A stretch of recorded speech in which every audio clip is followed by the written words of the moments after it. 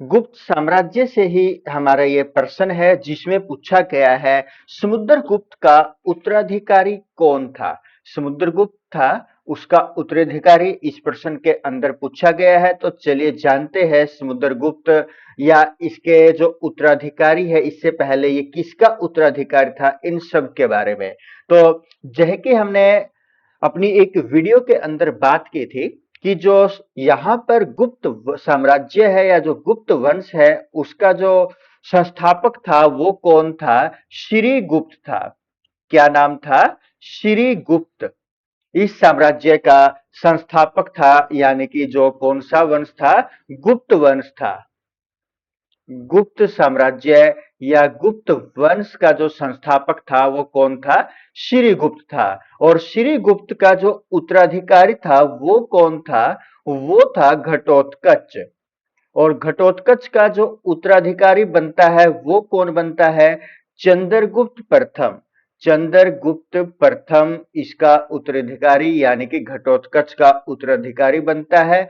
चंद्रगुप्त प्रथम के बाद समुद्रगुप्त आता है, समुद्रगुप्त। और समुद्रगुप्त के बाद जो उत्तराधिकारी बनता है वो कौन बनता है? चंद्रगुप्त द्वितीय। चंद्रगुप्त द्वितीय यहाँ पर उत्तराधिकारी समुद्रगुप्त का बनता है। और चंद्रगुप्त द्वितीय के बाद कौन आता है? कुमारगुप्त आता है। कौन? कुमारगुप्त प्रथम। तो यहां पर यदि हम वंश को देखें, श्रीगुप्त क्या है? गुप्त वंश का संस्थापक है। उसका जो उत्तराधिकारी है वो कौन होता है? घटोत्कच। घटोत्कच का उत्तराधिकारी चंद्रगुप्त प्रथम। चंद्रगुप्त प्रथम का जो उत्तराधिकारी आता है वो समुद्रगुप्त होता है। और समुद्रगुप्त के बाद चंद्रगुप्त द्वितीय यहाँ पर समुद्रगुप्त का उत्तराधिकारी बनता है। उसके बाद चंद्रगुप्त द्वितीय का उत्तराधिकारी कौन बनता है? कुमारगुप्त प्रथम यहाँ पर इसका उत्तराधिकारी बनता है। तो यहाँ पर ये पूछा गया समुद्रगुप्त का उत्तराधिकारी कौन है, जिसके उत्तर आपको यहाँ पर अभी ऑप्शन दिखाए जाएंगे, उनमें से एक उत्तर आपने कमेंट करके बताना है। चलिए जानते हैं समुद्रगुप्त के बारे में, जिसको भारत का नेपोलियन भी कहा जाता है। क्या बोला जाता है समुद्रगुप्त को? भारत का नेपोलियन। भारत का नेपोलियन किसको कहा जाता है? समुद्रगुप्त को कहा जाता है। जो ये समुद्रगुप्त था ये क्या था? वैष्णव था, यानी कि ये क्या था? विष्णु का उपासक। विष्णु का उपासक हम इसको मानते हैं। और इसका जो दरबारी कवि था, दरबारी कवि, दरबारी कवि इसका कौन था? हरिसेन। हरिसेन इसका दरबारी कवि था समुद्रगुप्त का।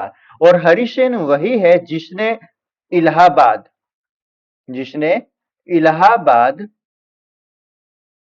प्रशस्ति प्रशस्ति लेख की रचना की थी। लेख की रचना की थी। किसने की थी? हरिसेन ने की थी। हरिसेन कौन था? दरबारी कवि था। किसका था? समुद्रगुप्त का। समुद्रगुप्त को किस अन्य नाम से जाना जाता है? भारत का नेपोलियन उसको बोला जाता है। विष्णु का उपासक था। और ये किसका उत्तराधिकारी था? चंद्रगुप्त प्रथम का। और समुद्रगुप्त का उत्तराधिकारी कौन बनता है? चंद्रगुप्त द्वितीय बनता है। तो अब आपके लिए प्रश्न है, का समुद्रगुप्त का उत्तराधिकारी कौन था? आपके ऑप्शन है चंद्रगुप्त प्रथम, श्रीगुप्त, चंद्रगुप्त द्वितीय या इनमें से कोई नहीं। आपका क्या उत्तर होगा कमेंट करें। और साथ में यदि आपने अभी तक हमारे इस चैनल को फॉलो नहीं किया, सब्सक्राइब नहीं किया, तो प्लीज आप इसको सब्सक्राइब करें, फॉलो करें। और यदि आपको हमारी ये वीडियो पसंद आई है तो आप लाइक भी करें। और कोई भी प्रश्न आपके मन के अंदर है, आपको इस वीडियो के अंदर कोई कमी लगती है, तो वो भी आप कमेंट के माध्यम से हमें बताएं, ताकि हम अपनी कमी को दूर कर सकें। धन्यवाद।